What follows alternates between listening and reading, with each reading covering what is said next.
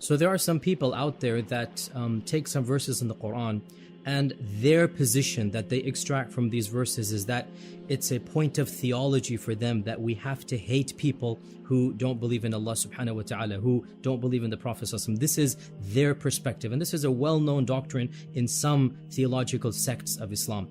It is my humble contention, and actually the position of the majority of scholars of Islam, that that is simply incorrect. The Quran does not tell us, the Quran does not preach a generic hatred of everybody else. In fact, quite the contrary. There are explicit verses that clearly demonstrate that it is natural, it is completely normal to have positive feelings towards those that are good to you. In fact, in one of the most powerful verses in the Quran that's addressed to the Prophet ﷺ, Allah tells him, إِنَّكَ لَا تَهْدِي مَنْ أَحْبَبْتَ وَلَكِنَّ اللَّهَ يَهْدِي مَنْ يَشَاءُ.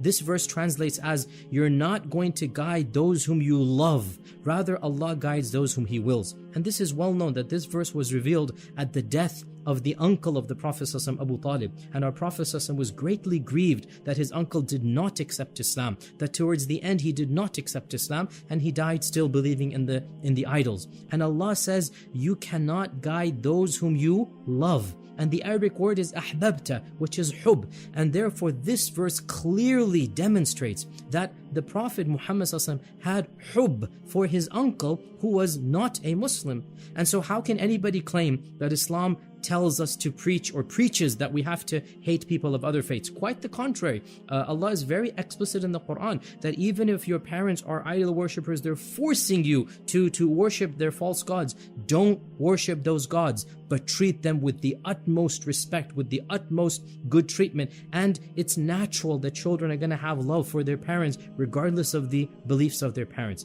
Therefore, in a nutshell, no, the Quran does not tell us to unconditionally hate people of other faiths and backgrounds. And inshallah, we'll talk more about this in my class, no doubt.